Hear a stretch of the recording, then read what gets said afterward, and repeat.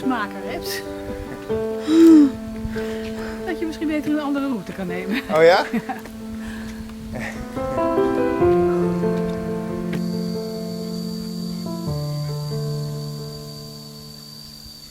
Zo Leen, waar zijn wij nu? Ja, ik zal je vertellen.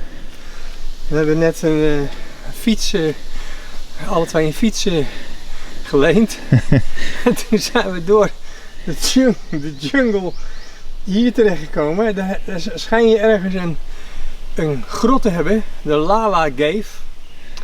En om daar te komen moeten we nog 40 minuten dit soort trappen bestijgen en bospaden bewandelen. Zo, gevonden.